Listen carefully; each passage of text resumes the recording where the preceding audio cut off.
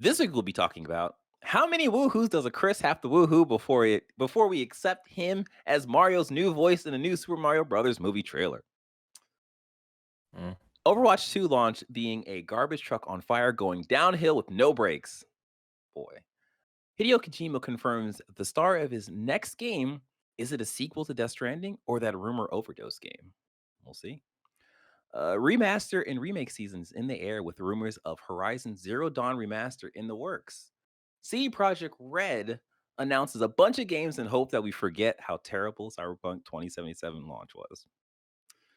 Then we got game impressions from Overwatch 2, Cyberpunk 2077, Ghost of Tsushima, and more on Season 6, Episode 39 of Press X to Start podcast.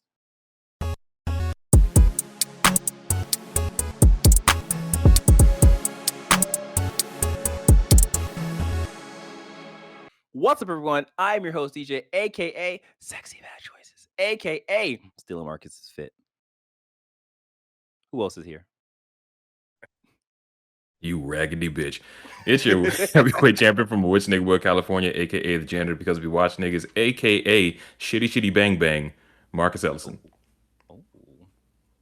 I am Sean M.F. Ross. What does that stand for? Shellyon Gonzalez. Oh, wait, what is that? Oh my gosh. We pandemic ready, nigga. And last up.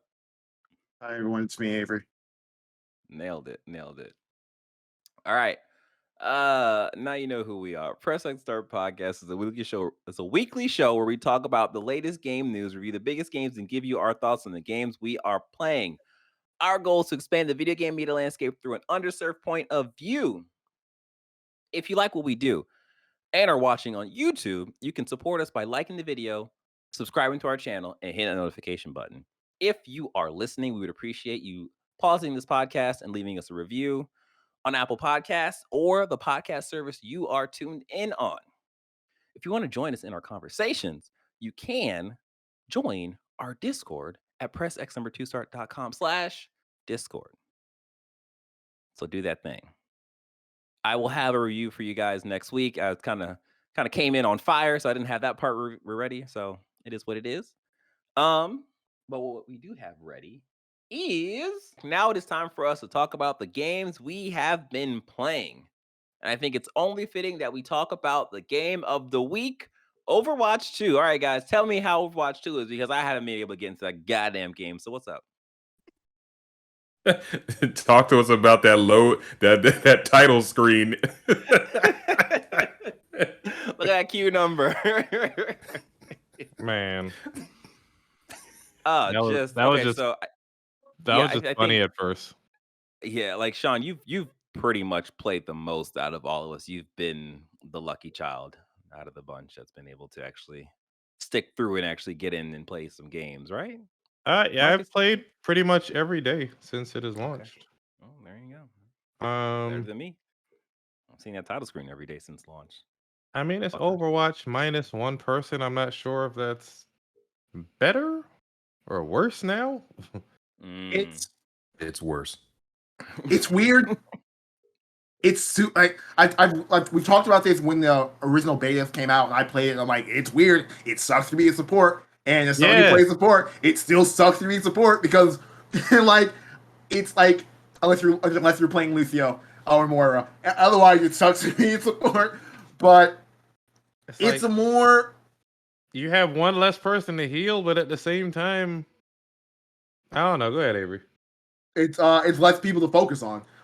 So like fights are more frenetic. They're essentially faster, quicker, and with a lot of the new maps, there are so many open areas for people to just flank you from no. Yep. And like when you're playing a support from the back line and you're just like in a fucking roadhog just like runs out from behind you, and I'm like, what the fuck am I supposed to do here?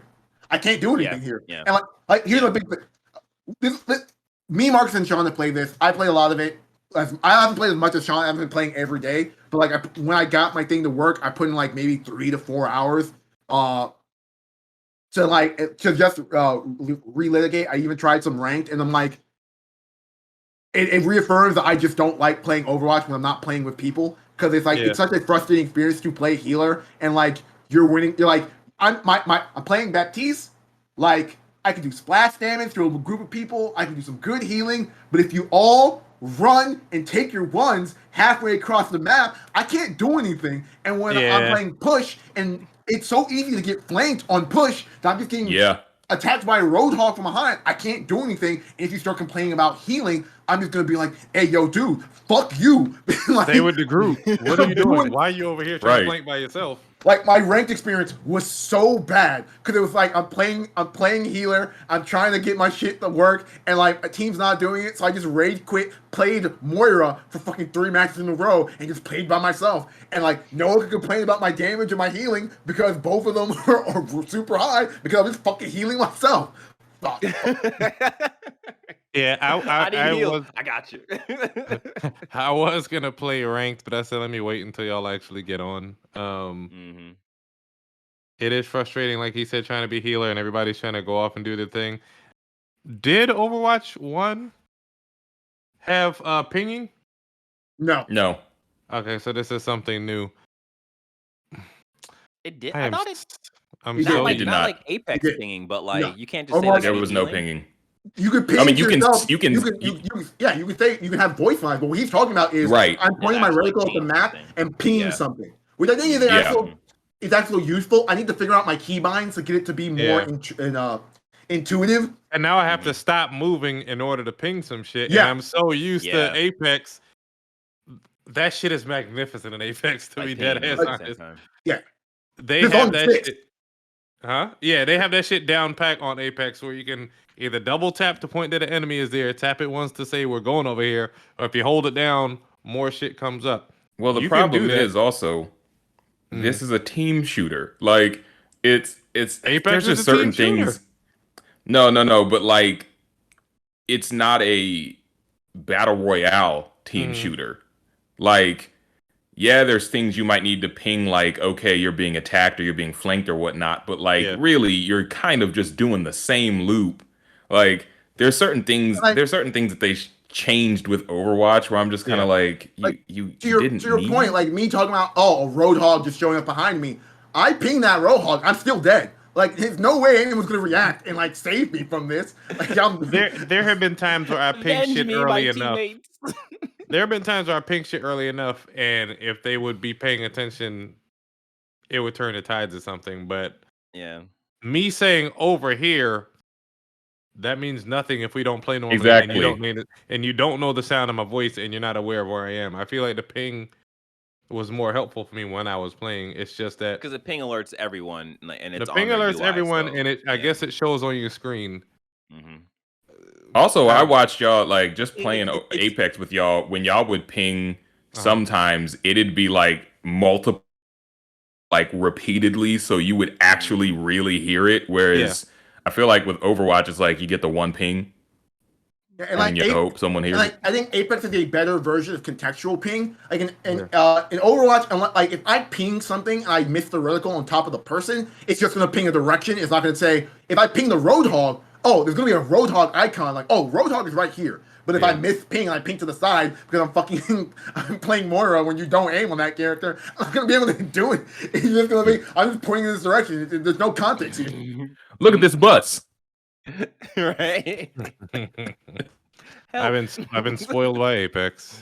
Like that being said, like it's still Overwatch. It's still a super fun game, and like I will say. Me and Sean got into this argument when I refused to play the game until I got my shit back.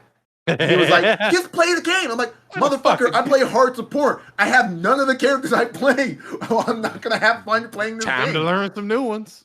Well, like, this is a game where I had to learn new ones. Yeah. Because, like, I got Baptiste back, and I started playing rounds on Baptiste, and there would be certain situations where I'm like, I'm getting into my Valorant days where I'm like, there are certain characters that are good on certain maps, and there are certain picks you want to. There are certain counter picks that do well. Like if I'm playing King's Row defense at the final point, Baptiste is fucking useless here. Like he has great AOE, but like the way the map is bending at this place, like there's no straightaways for me to like shoot down. My ult's kind of weird in that like the pathways are so short that like I can't even get utility on there. So I pulled an audible, played Lucio, and realized, this character's broken.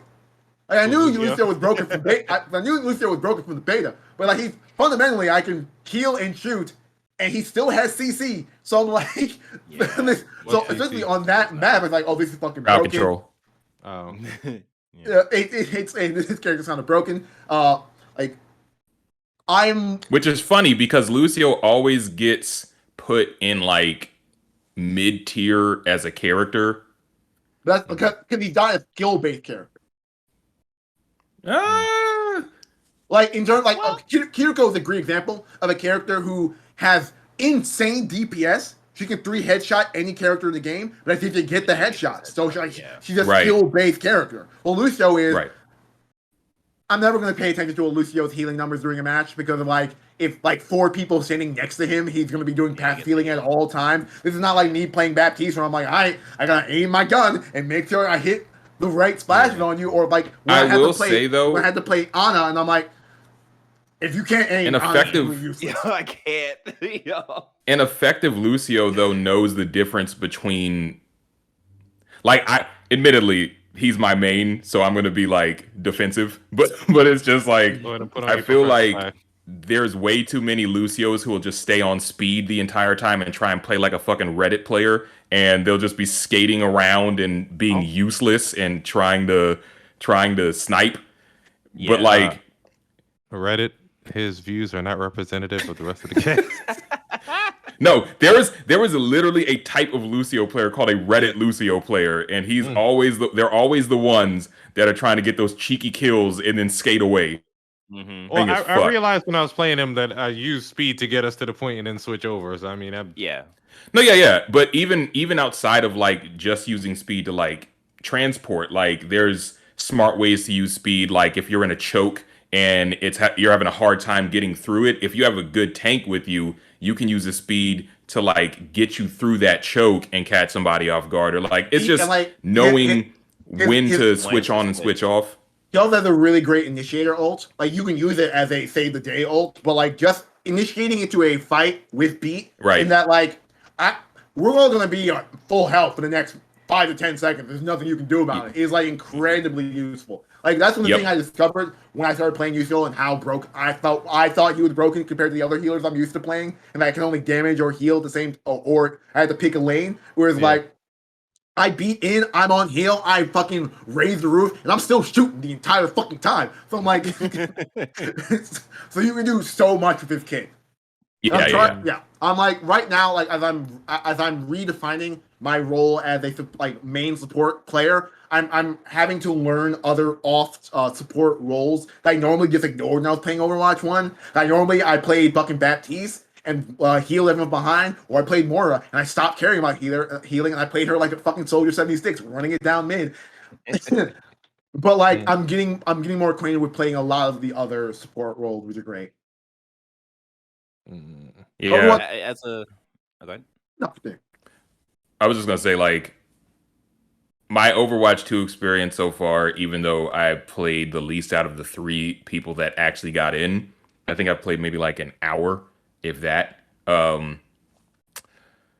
It's interesting because, like, I think I said this with the beta, but it's like there's going to be a learning curve for me in regards to 5v5 when I've gotten so used to 6v6, because with 6v6, if you got a balanced team, like, you know, I don't know, it's just way easier. Like, I would sometimes end up like, okay, if we have 2 tanks, like somebody's an off tank and then somebody's like a shield tank or like a brawler, you know, that tank could go around and flank, and then I could still be with like the main tank, or like I felt like I knew how to divvy up my time and effort better. Yeah, in Overwatch 2, like if you're trying to heal DPS characters, you're playing the wrong game. Right. Because like you were saying, there's so many open pathways in the new stages that like you just lose people. Like they don't give a fuck about staying together as a group. It's all the same I still get lost on all the maps.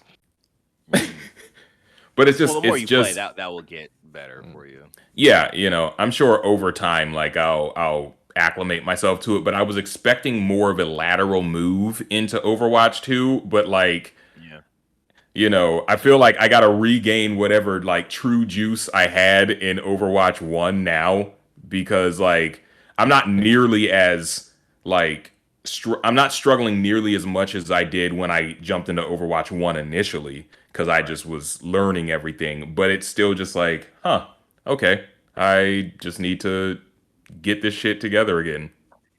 Find my stride. Some As it people were. are just ass. I was Soldier 76 and I had 4 healers on my team. I was like, oh, I surely ain't gonna die. They were just healing themselves. Well, like most healers can't heal Soldier themselves. played. He's not playing a healer. Surely we'll be Soldier can't fine heal this himself. round. That's right. Yeah. Biotic field. Like I had So, this one match on like Hollywood with Soldier, which I'm like, this game is fundamentally broken. We're like, we just rolled through the other team. Like I didn't even do anything. We just got the point immediately, and it never stopped moving. It was the shortest game of Overwatch payload I've ever played. Jeez. It was the only time I got to play DPS because like there's a fucking challenge to play all roles. I don't know why that's a challenge. To get you to get out your comfort zone, you might like another role. Well, it'd be so much easier to get people to get into their comfort zones to say pick the other roles. Because saying pick all roles, you might just end up in a role you're comfortable with to begin with. It's all roles like a type of. It's the flex. The flex pass. Okay, I see. Yeah, they need to do it like Apex once again, where they just say play this fucking character for 2 matches. No, you don't think so? No, because with Apex, that's not fun. Like we've talked about this and had these conversations about how like, oh, that like it makes you jump out of your comfort zone and play other things. But like when you're trying to win a match and it says play fucking who's the worst character in Overwatch? I don't know. Like imagine if Mercy is the worst character of Overwatch and like you're playing Baptiste, but you got a challenge that says you gotta win as Mercy, and you play Mercy and you just throw the game. Well, it doesn't say win as that character though. I was like, do you have to win as well? Well, like if you playing as that character, like if there's like another one that says like playing as that character in a game like Overwatch where you can literally switch at any time, like is fundamentally not a good challenge. That's a good point. I didn't think about that. Yeah. As a person who has played the least amount of Overwatch 2, being none, I'm actually excited to be able to get in and play with y'all because I feel like that's going to be a very, very fun like couple of matches. So I'm gonna lose my mind. I'm gonna tell you that. Like if you heard my cons in Apex and me trying to figure out how to fucking IGL this game, it's gonna be so much worse now of Overwatch 2. Because like it's not even like this is a post me playing Apex Legends all the time, so the game is just super slow. But it's also post me playing Valorant, which is me trying to get like a tactical FPS in my head. And so like me watch that game where I was talking about where I was playing a soldier and we were just rolling down King's Row. I was playing like with Valorant. I was like fucking peeking. I was like holding angles, peeking corners, and just like it was so dumb. It's gonna be so bad, guys. I'm gonna tell you this right now. I can't wait. Oh man, me and my Zarya just cannot wait, guys. You know what I mean? I don't play with Zarya. I don't play with Zarya. If you did, I would give you props because he's a super hard character to play as. Yeah, I tried. I died. I love a good Zarya because they're rare. All right. Before we jump into the next game, hey, you listener, viewer, do us a favor, hit that like button, subscribe to the channel, and then hit the notification bell. And if you are listening to us, we ask that you please pause the podcast, leave us a review, and then come back to this podcast so you can listen to more of the stuff we got going on. We greatly appreciate your support, and thanks. Thanks. All right. You guys been playing more Cyberpunk 2077? Yep. I don't have much to say because it's still Cyberpunk 2077. But I did want to bring up that because I remember I was editing last week's episode and hearing Jordan and Avery, who I think were always the most complimentary people about Cyberpunk 2077, just due to uh, Avery playing on Did have a Avery bad playing thing to on say about the PC. game. So for me, jumping back into the game, I fell into, because I remember by the end of the game, with all of my misgivings, I still eventually kind of just fell into the gameplay loop and started to have fun with it just as a shooter.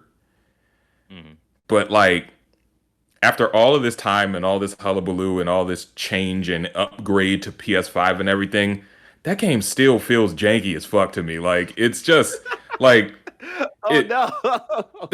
I mean, it's just like it's not as nearly as wonky as it was on PS4 and whatnot, but like the world still feels stupid. Like, you'll just shoot randomly and then everybody does the same animation to crouch, and I'm just like, okay, guys. All right. Or it doesn't feel nearly or it doesn't feel nearly as alive as they said it was gonna feel, or Well, that's because they lied. I think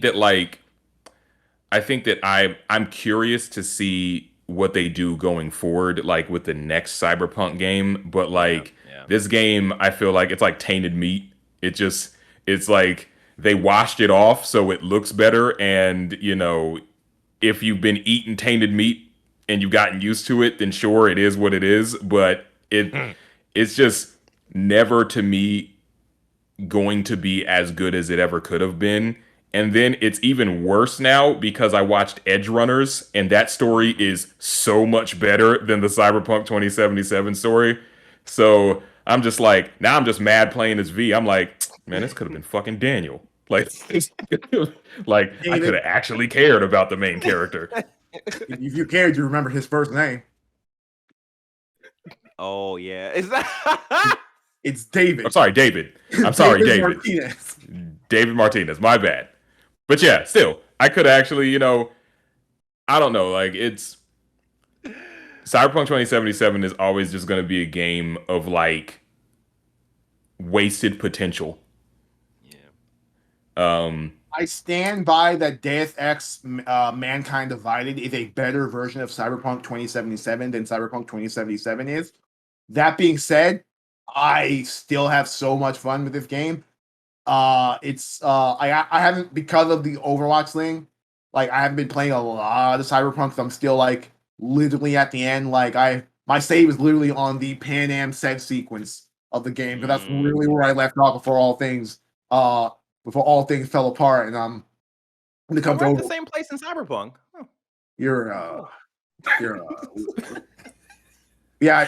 Avery. Yeah.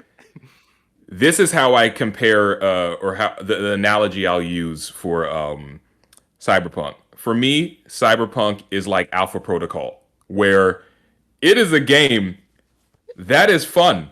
Oh, dude. But is it a good game? No, absolutely not. Absolutely not. Absolutely not. But it's a great game. It's a great game, not a good game. It's a weird distinction. But it's I think, but I'm gonna be fair about to Cyberpunk versus Alpha Protocol. When I point a machine gun at someone's head in Cyberpunk and shoot them with 100 bullets, all 100 bullets hit them as long as I'm pointing at them. It's not like Alpha Protocol where you shoot someone with a machine gun to their head. Hey man, it's all dice rolls. 99% of those bullets might miss. Yeah. Yeah. How did I do damage to myself? I put Alpha Protocol in the same vein I played like Mass Effect 1, where I'm like, because of some weird things I did in the beginning of that game, the only gun I could use the pistol, like beat that game with a pistol. Alpha Protocol is a game where eventually at a certain point I'm like, I don't give a shit about all these weapons. All of them are broken and none of them work right. So I'm just gonna do whatever. But at this point in Cyberpunk, I'm playing a Netrunner build. So I'm literally running into a room, pinging everything, and just shooting out demons and killing entire rooms in like 5 seconds. Ooh, that's nice. I'm not even shooting my guns. Right. Last thing I will say is, even with my misgivings about Cyberpunk, I'm gonna play that game up until I can fight Atom Smasher. so I can run his fade real fast for the homies. Do you still have your end game save? Yes, I do. Well, the end game save states is right before the final mission, so you can just do the final mission over and over again and fight Adam Smasher. Good. I'm gonna kill that nigga 50 times. Yeah, one of the reasons I'm excited about replaying this game is I don't fuck up the Johnny and V relationship, so I can do the Don't Fear the Reaper version of the finale, where you don't take anyone with you, and you fight Adam Smasher, and it's super hard, but that means no one dies. And like, so I'm like, because like the one I did was when I originally played on PC, I took Rogue with I took Pan Am the Avocados, and like Saul died, and it was just one of those things like, hey Pan Am, like you're kind of got your adopted father kind of killed, so it's a weird relationship that the game hasn't taken into account, but whatever. My bad. All right, Marcus, you've also been playing Ghost of Tsushima? Question mark? Yeah, it's Ghost of Tsushima. I'm still like I would have beat Ikki Island by now, but I got busy and then other stuff happened. But just still making my way through Ikki Island. Still having a great time.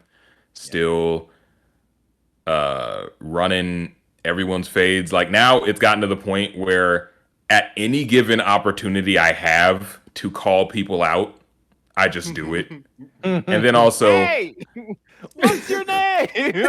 like the moment I see that press up to challenge, I'm like, say less. And I just start running go finding fades. nobody. Bring 'em Exactly. And I just got the cursed horse armor for Kaze.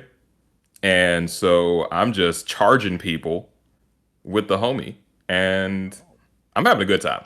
Like, yeah, it's just more Ghost of Tsushima, but it's a great game, so it's a great time. All right. Sean. Oh, and sorry, last thing I want to bring up really quick Go ahead. is recently I went to a barcade called Player One that's what they're out called, here. Okay. And so I played a bunch of games. I don't think I've ever played pinball machine games that weren't on the computer, the 3D pinball Really? game. Wow. Yeah. Made me So feel old. Right. So yeah, no, it was a good time. I played pinball games. They had like Tekken 7 and like all the Time Crisis games and all the, So yeah, Look at the value if you're ever is providing him.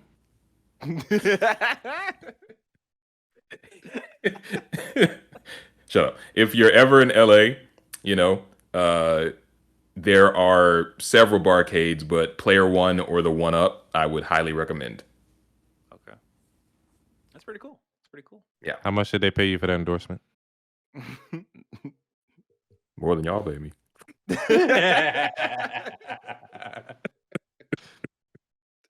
Nigga, I gotta eat somehow. Last up, Sean, what have you been playing? I've been playing Yakuza Kiwami. Oh, what?